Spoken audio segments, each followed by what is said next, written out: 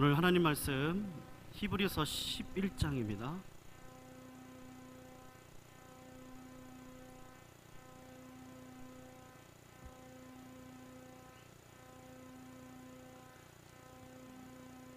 (17절에서) (19절) 신약 365쪽에 있습니다. 우리 짧은 세 절이니까요, 우리 같이 읽도록 하겠습니다. 읽겠습니다. 시작. 아브라함은 시험을 받을 때에 믿음으로 이삭을 드렸으니 저는 약속을 받은 자로되 그 독생자를 드렸느니라. 저에게 이미 말씀하시기를 내 자손이라 칭할 자는 이삭으로 말미암으리라 하셨으니 저가 하나님이 능히 죽은 자 가운데서 다시 살리실 줄로 생각한지라. 비유컨대 죽은 자 가운데서 도로 받은 것이니라. 아멘. 다 오셨습니다. 오늘도 하나님 만납시다. 한번 이렇게 인사하겠습니다.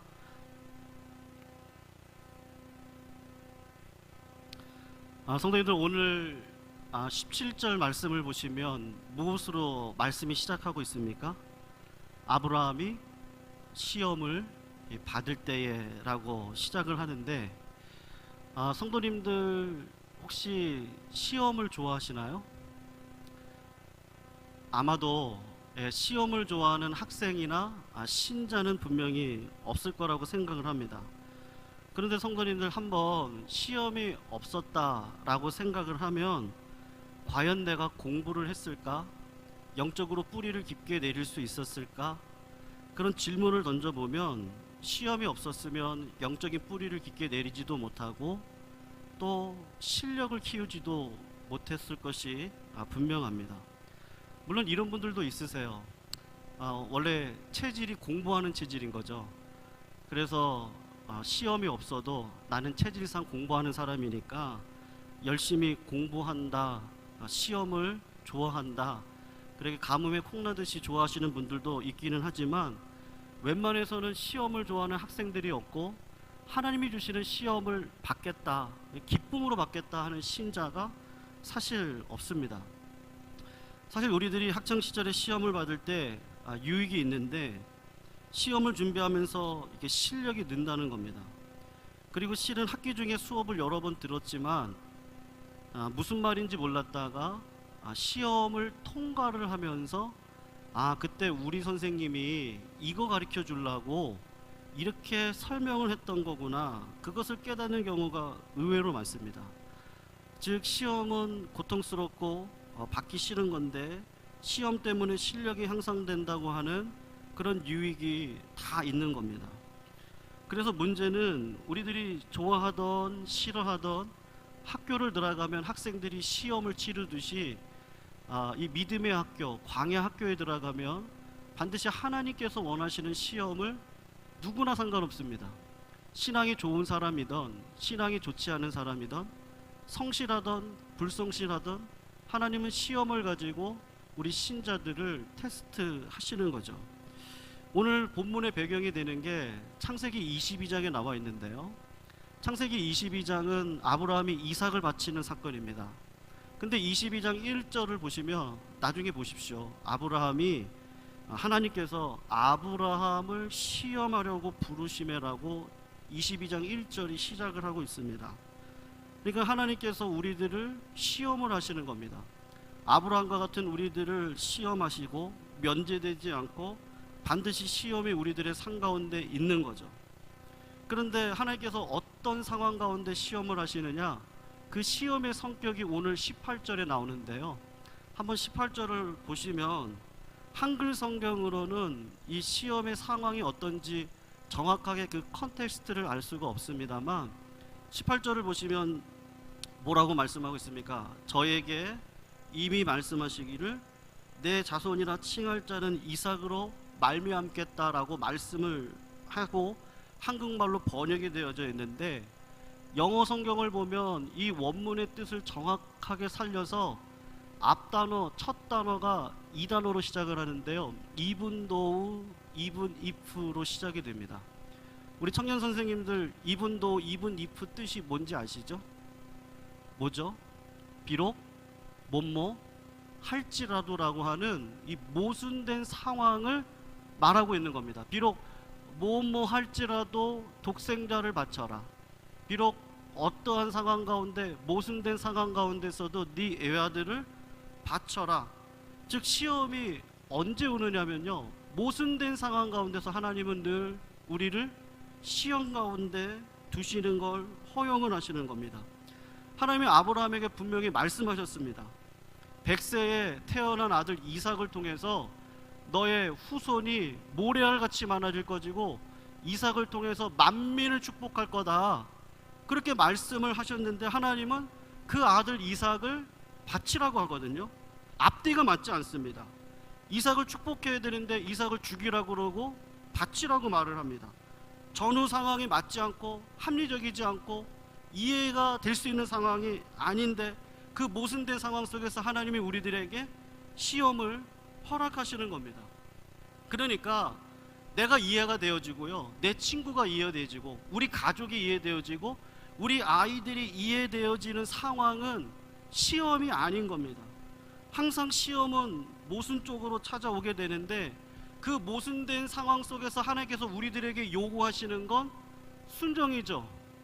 믿음은 보이지 않는 것들의 실상이라고 이야기를 하고, 믿음을 가진 자들이 믿음 때문에 토백혀 죽기도 하고 나라를 이기기도 하고 기름에 튀겨 죽기도 하는 일들이 벌어지는데, 모순된 상황 속에서 하나님은 순종을 원하시는 겁니다. 그래서 우리 신앙의 대나무처럼요, 순종을 한 번 할 때마다 매듭이 지어집니다.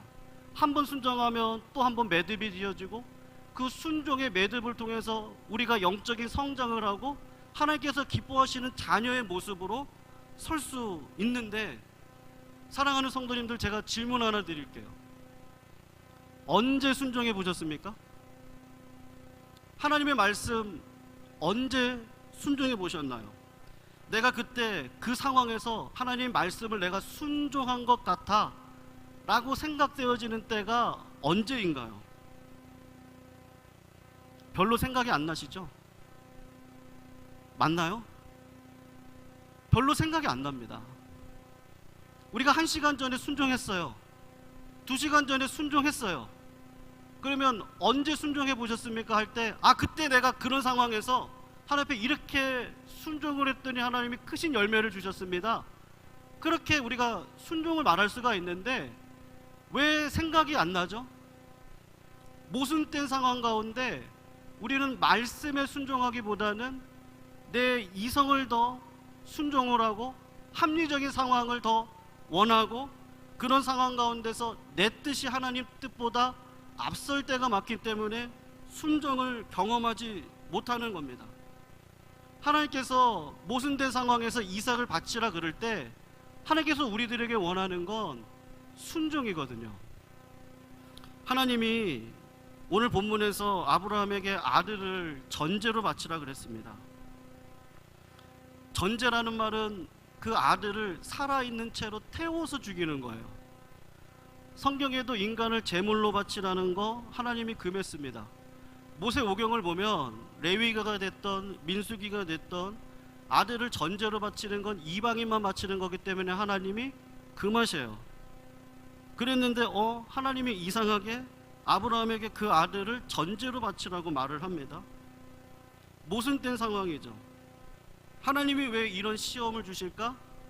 순종하기를 원하는데 그 순종 속에는 반드시 나의 악함을 하나님이 폭로시키는 과정이 반드시 들어가 있거든요. 회개가 되어져야 순종하는데 나의 어리석은 모습을 하나님이 폭로를 시킵니다. 오늘 17절에 보면 그 힌트가 나오는데 17절을 잠깐 보시겠어요? 아브라함은 시험을 받을 때에 믿음으로 이삭을 드렸는데 저는 약속을 받은 자로 돼 무엇을 드렸다고 말씀하고 있죠? 성도님들, 뭘 드렸다 그랬습니까? 그 독생자를 드렸다라고 말을 하고 있습니다.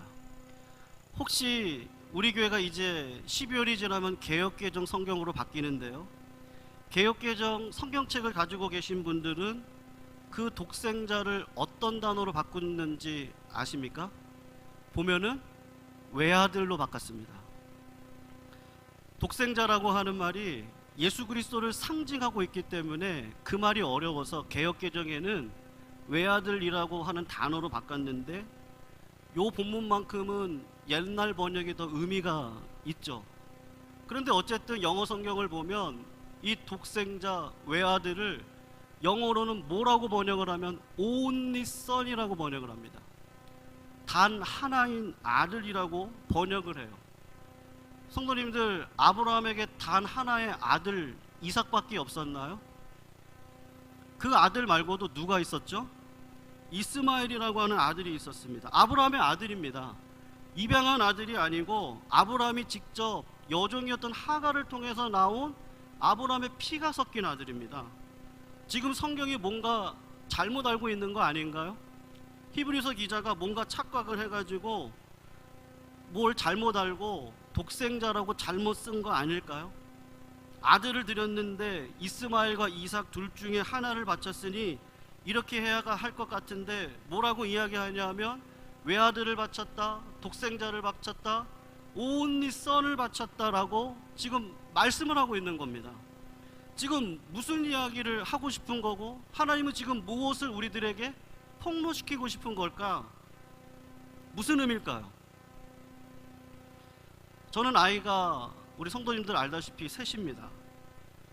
저는 아이가 셋을 이렇게 낳을 때요, 제 마음속에 자신 있는 거 하나가 있었는데, 그게 뭐냐면 저는 이 세 아이를 정말로 공평하게 똑같이 사랑할 수 있을 거다 생각을 한 적이 있었습니다.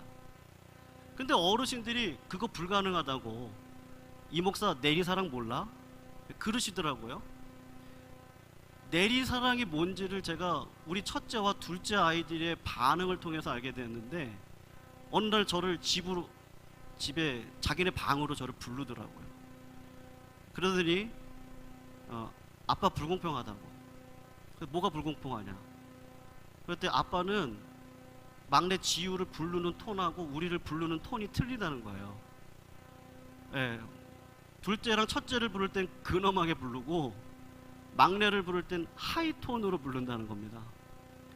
똑같은 거를 잘못을 하는데 우리들은 혼내고 막내는 안 혼난다는 거예요. 아빠 불공평하다고, 아빠냐고, 이런 뭐 불효 그렇게 이야기를 한단 말이죠. 제 눈이 셋째한테 가 있을 때가 많은 걸요, 솔직히 고백을 합니다. 첫째랑 막내랑 8년 차이가 나고, 물론 뭐 우리 주은이 권사님 첫째랑 지우 10몇 년 차이 나잖아요.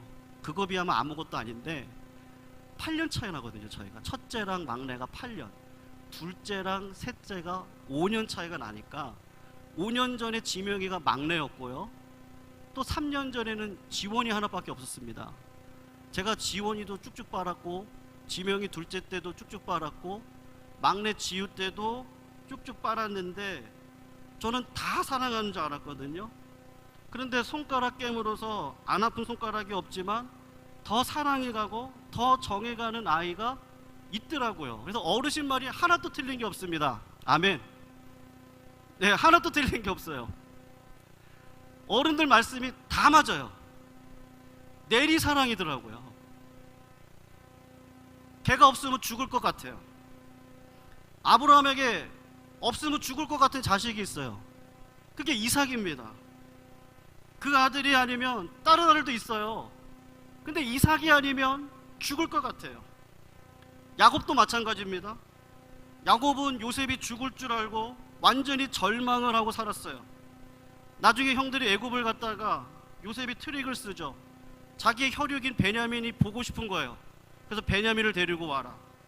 그랬더니 형들이 베냐민을 데리고 가려고 했더니 야곱이 하는 말이 나를 죽이고 가라.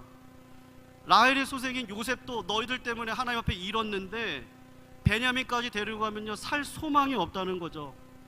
성도님들 12아들이나 있었습니다. 그런데 야곱에게 특별한 아들이 있는 거죠. 그런 아들이 있습니다. 그런 의미에서 우리에게 외아들이 있어요. only son이 있습니다. 독생자가 있습니다. 그거가 아니면 하나님도 상관없는 거예요. 하나님도 필요 없고 그 자식이 나에게 꼭 필요해요. 얘가 아니면 죽을 것 같아요.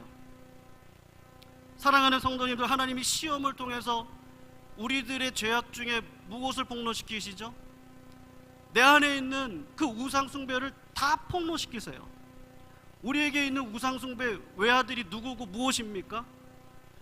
어떤 분에게는요, 1년 연봉이 얼만큼 되면 나는 팔자가 필 것 같아, 그렇게 말씀을 하시는데 그 얼만큼 되는 연봉이 외아들입니다.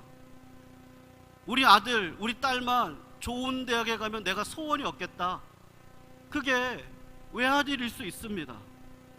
우리 청년들 같은 경우에 내가 저 사람과 결혼만 할 수 있다면, 저런 멋진 남자, 저런 멋진 여자를 만나서 지지분분하게 살지 않고 이제는 행복하게 살 수 있을 텐데, 물론 결혼하면 그렇지 않거든요. 근데 그게 외아들일 수 있어요. 내가 영어를 잘하고 스펙을 잘 쌓아서 저런 멋진 회사에만 갈 수 있다면 그게 외아들일 수 있고, 내가 하고 있는 취미나 내가 하고 있는 운동이 하나님보다 더 앞서 있다면 그게 우리들의 외아들인 것이죠. 시험이 오면 우리의 외아들이 이렇게 급부상해서 올라오기 시작을 합니다. 그리고 우리의 신앙이 얼마나 무참한지를 깨닫게 돼요. 아, 내 안에 아직도 우상덩어리가 있구나. 아직도 내가 주님 말씀하시면 내가 가겠다고 그러고, 주님 뜻만 하시면 내가 거기 서겠다고 말씀을 하는데도 시험이 오니까 하나님 앞에, 하나님 내가 이것만 해결하고 올게요 라고 하고 그 외아들을 하나님이 등장을 시키는 거죠.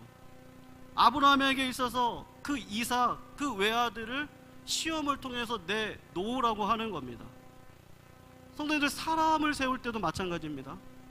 우리 교회가 이 사역 지원서를 통해서 봉사자들을 세우는데, 사람이 그런 것 같아요. 좋을 때는 모릅니다. 다 좋을 때는요, 좋은 사람 같고 내 편인 것 같고 같이 형제자매인 것 같은데, 시험을 통과하면 알곡과 쭉정이가 이렇게 갈라지는 거죠. 그래서 어른들이요, 시험을 통과해 봐야 된다라고 교회에서도 말씀을 하십니다. 성경이 너무 은혜롭고 의리의 원리를 가르치고 남녀노소가 평등하다는 것을 가리키는데, 여러분, 공산주의가 어떤 철학에서 나왔죠? 이 성경의 철학에서 나온 겁니다. 남녀가 평등한, 거기서 공산주의가 나왔는데, 그리스도 안에 남자 여자 차별이 어디 있습니까? 자유인이나 노예가 어디 있어요? 그런데 교회에서 희한하게도 교회 일꾼을 세울 때는요, 시험해 보라고 합니다. 이제 막 입교한 새 신자든지 얼마 지나지 않은 신자들을 디모데전서나 디도서나 에베소서를 보면은 감독, 장로로도 세우지 말고 집사로도 세우지 말라라고 딱 못을 박아 놓았습니다. 제가 어릴 적 고등학교 때 사고의 폭이 넓어지기 시작할 때 성경을 읽으면서 그 부분을 읽을 때, 성경은 다 평등한 건 이야기를 하는데 왜 하나님은 여기서 이렇게 불평등한 이야기를 하실까, 그걸 가지고 고민한 적이 있었는데, 공산당적인 생각이죠. 제가 청년이 돼서 교회의 아픔과 고난을 겪었던 적이 있었습니다. 교회가 둘로 갈라질 뻔한 일들을 겪으면서, 그때 제가 뿌리가 되는 성도님들이 교회 바람막이 역할을 하시고 교회를 끝까지 책임져 가시는 그 모습을 보면서, 아, 시험이 오니까 알곡과 쭉정이가 갈라지는구나, 그때 이 말씀이 이해가 되더라고요. 성도들, 하나님이 우리를 시험하기 전에는요, 우리가 F 학점인데 F 학점인 줄 모릅니다. 우리가 죽을 인생인데 죽을 인생인 걸 몰라요. 근데 시험을 통해서 나의 연약함과 나의 외아들과 나의 독생자가요, 다 폭로되기 시작을 하는 거죠. 하나님의 선하신 뜻 가운데 하나님이 우리를 그렇게 시험해 가시는 겁니다. 그렇다면 그 시험을, 우리는 이런 질문을 할 수가 있는데, 그러면 어떻게 그 시험을 통과할 수 있습니까? 19절을 보면 시험을 통과하는 방법이 나오는데, 이삭을 하나님이 바치라 그랬어요. 그랬더니 19절에 뭐라고 이야기하죠? 저가 하나님이 능히 죽은 자 가운데서 다시 살리실 줄로 어떻게 했다라고 말씀하고 있습니까? 생각했다라고 말씀을 하고 있는 거죠. 여러분, 신앙은 생각이 있는 겁니까, 없는 겁니까? 있는 겁니다. 한번 생각해 보십시오. 신앙은요, 생각하는 겁니다. 어떤 분은 그렇게 이야기를 해요. 야, 너가 생각이 너무 많아서 믿음이 안 자라는 것 같아. 그렇게도 말씀을 하시는데, 여러분, 그렇지 않습니다. 너무 쉬운 길을 찾으시면 안 됩니다. 목회자로서요, 설교를 이렇게 시리즈로 전하다가 어쩔 때는 약간 미묘하고 어려운 본문을 전해야 되겠다라고 하는 마음이 들 때가 있습니다. 그때 이 본문을 전하면 분명 성도들이 힘들어 할 텐데, 그런 생각이 드는데도 이거를 그 다음 시리즈로 연결시키기 위해서는 어렵지만 전해야 될 때가 있거든요. 말씀이 맨날 은혜가 되는 게 아닙니다. 그 어려운 과정을 통해서 생각을 하게 되고, 그때는 머리가 막 쥐어 터지고 아플 것 같은데 1년이 지나고 나면 그 말씀이 무엇인지를 알게 되거든요. 주님이 우리들에게 넓은 길로 가라고 하는 게 아니라 좁은 길로 가라고 했어요. 그러니까 정말로 생각을 많이 안 하면 기독교처럼 맹종이 순종인 것처럼 착각해서 지내는 종교가 없는 겁니다. 맹종을 하는 게 아니고 말씀이 무엇인지를 끝까지 추적을 해서 생각을 하고 하나님의 뜻을 분별하여 진짜 순종, 살아있는 예배가 뭔지를 알고 그대로 걸어가는 거죠. 그러니까 몸부림을 쳐야 되는 겁니다. 사랑하는 성도님들, 아브라함이 얼마나 많이 힘들었을까요? 아들을 바치렵니다. 아이를 가지고 있는 부모 입장에서 보면은요, 참 무척 고민이 되는 본문 중에 하나입니다. 아니, 하나님께서 얼마든지 시험할 게 많은데 왜 자식을 가지고 시험을 했을까? 그런 아브라함은 미친 것도 아닌데 100세에 난 아들을 하나님 앞에 바치겠다라고 결정을 합니다. 근데 결단하게 된 동기가 뭐냐면요, 생각했다는 거예요.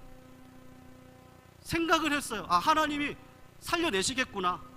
하나님이 이상한 분이 아니구나. 하나님이 변덕스러운 분이 아니야. 하나님은 신실하신 분이고, 하나님은 뺐다가 가져가는 분도 아니고, 가졌다가 다시 빼앗는 분도 아니구나. 그거를 깨닫는 거죠. 어떻게 아브라함이 생각을 했을까요? 성도님들은 어떻게 이 자리에 나오셨습니까? 어떻게 하나님의 자녀가 되었습니까? 우리의 삶 속에 하나님이 개입하셔서요, 우리가 알지 못하지만 많은 기도의 응답이 있었습니다. 하나님께서 나를 건져주신 사건들이 우리 가운데 반드시 있거든요. 아브라함도 똑같은 거죠. 내 과거의 삶 속에 하나님이 나를 이끌어 가셨던 거를요, 하나씩 하나씩 추적해 가는 겁니다. 창세기 12장, 너는 너의 본토 친척 내 아비 집을 떠나 내가 지시할 땅으로 가라. 가나안 땅으로 갔습니다. 그런데 모순된 상황, 하나님이 약속한 땅에 갔는데 기근이 있어요. 그럼 그 기근이 있으면 믿음을 붙들고 그 땅에서 뿌리를 내리고 살아야 되는데, 그때는 믿음이 없으니까 가장으로서 우리 가족 먹여 살려야 돼. 그래서 애굽 땅으로 내려갑니다. 실수한 거죠. 애굽 땅에 내려갔더니 새로운 풍속 하나가 있는데, 아름다운 여자는요, 남편이 있으면 남편을 죽여서라도 내 아내를 만드는 풍습이 있어서 자기 아내를 누이라고 속여요. 그 누이라고 속였을 때 바로가 사라를요, 자기 아내로 삼는 엄청난 일이 벌어집니다. 성도들, 누가 잘못한 거예요? 바로가 잘못했나요? 아브라함이 잘못했나요? 분명 바로가 잘못했습니다. 아니, 죄송합니다. 아브라함이 잘못했습니다. 그러면 하나님이 아브라함을 혼내셔야죠. 근데 하나님이 바로를 혼내세요. 그리고 아브라함에게 오히려 은금 재물을 얻어가지고 애굽 땅으로 나오게 하시죠. 똑같은 사건이 창세기 20장에도 벌어집니다. 아브라함은 자기가 경험했던 하나님을 끝까지 추적해서 생각을 했을 거예요. 우리 주님도 똑같은 원리를 말씀을 하십니다. 산상수훈 설교에서 염려하지 말라는 이야기를 하시는데, 무엇을 먹을까, 무엇을 입을까, 무엇을 마실까 염려하지 말아라. 그러면서 예수님께서 든 예가 뭐냐면, 공중에 나는 새를 봐라. 저 들에 피는 백합화를 봐라. 그 보라가요, look이나 see, 이게 보다는 의미가 아니고 consider, 생각하다, 깊게 생각하다라고 하는 의미입니다. 예수님이 consider the bird in the air, 저 공중에 있는 새를요, 깊게 생각해봐라. 길쌈도 매지 않는데 굶어 죽는 새가 있냐? 하나님이 먹이시지 않았냐? 저 백합화를 생각해 봐라. 오늘 피었다가 내일 아궁이에 불쏘시개로 던지는 저 들풀도 하나님께서 저렇게 아름답게 입히시는데 너일까 보냐? 생각하지 않으니까 조금 어렵고 힘이 들 때, 시험 가운데 있을 때 하나님이 나를 미워하는 것 같고, 나를 사랑하지 않는 것 같고, 나를 잊어버린 것 같고, 에이 하나님 믿어봤자 소용도 없네, 믿음 아무것도 아니네, 이런 생각을 하니까 염려와 두려움이 나를 누르는 거죠. 성도님들, 끊임없이 말씀을 따라 하나님께서 내 삶에 어떻게 역사하셨는지를 끊임없이 추적하면요, 그 염려도 두려움도 이길 줄로 믿습니다.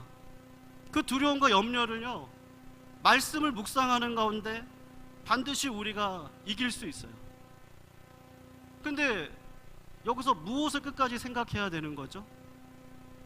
제가 보기에는 오늘 이 본문에서 아브라함이요, 예수 그리스도를 발견했다라고 저는 확신을 합니다.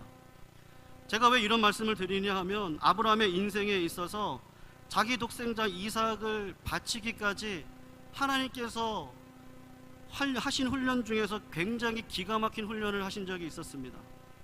그게 뭐냐 하면, 아브라함에게 하나님이 아들을 주겠다 그랬는데 상황을 보니까 믿을 수 있는 상황이 아닙니다. 자기 나이가 90이 넘었고 아내 사라도 80이 넘어가고 경수는 끊기고 도저히 아들이 나올 수 없는 상황인데, 그래서 피식하고 웃었잖아요. 하나님을 비웃었습니다. 제가 하나님이면 야단칠 것 같아요. 근데 하나님은 야단을 치지 않고 그림 하나를 딱 그려가지고 아브라함에게 그림과 같은 어떤 이야기를 하나를 딱 이야기를 하시는데, 그게 뭐냐 하면 창세기 15장에 나오는 이야기인데, 동물 5마리를 가져오라고 이야기를 합니다. 3년 된 수양, 3년 된 암소, 3년 된 암염소, 집비둘기, 산비둘기를 데리고 와라. 3년이 됐다는 건요, 아주 이렇게 장성한 동물이 되었다는 겁니다. 그 큰 것을 반으로 쪼개라. 쪼개서 세워놓고 하나님께서 그 사이를 너와 같이 지나가겠다, 지금 그 이야기를 하시는 거죠. 아브라함이 하나님께서 그 이야기를 하실 때, 하나님 이거 지금 뭐 하는 겁니까? 그렇게 물어보지 않았어요. 하나님께서 아브라함을 향해서 무엇을 하시는지 아브라함이 정확히 알고 있었는데요, 요즘 시기로 하면 아파트를 전세 계약을 맺거나 구매 계약을 맞을 때 부동산 중개인을 사이에다 두고 똑같은 페이퍼를 양쪽에다 놓고 사인을 합니다. 사인을 하면 이 페이퍼가 법적인 효력을 갖게 돼서 그때부터 전세건이든 구매건이든 효력을 발휘하게 되어져 있는 거죠. 그 당시에 그런 계약을 하나님이 지금 아브라함하고 하는 겁니다. 종이 대신에 짐승을 가지고 와서 양쪽으로 쪼개다 놓고, 그리고 아브라함하고 걷겠다는 거예요. 근데 여러분, 주전 2000년 전입니다. 그때 시대가 어떤 시대였을까요? 1번 한번 맞춰보세요. 1번 신석기 시대, 2번 청동기 시대, 3번 철기 시대, 4번 지금과 같은 아이테크 시대. 서혜경 기사님 뭐 같습니까? 청동기 시대입니다.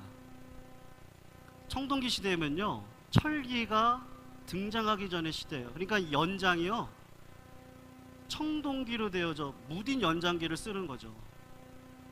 완전히 장성한 동물 3마리를요 청동기 연장을 가지고 반으로 쪼개야 됩니다. 아마 하루 왼종일 걸렸을걸요. 아브라함이 3마리를 반으로 쪼개는데 왼종일이 걸렸습니다. 아니나 다를까요? 아브라함이 다 쪼개어 놓고 어둑어둑한 날씨 가운데 솔개는 하늘 위를 날아다니고 아브라함은 졸고 있어요.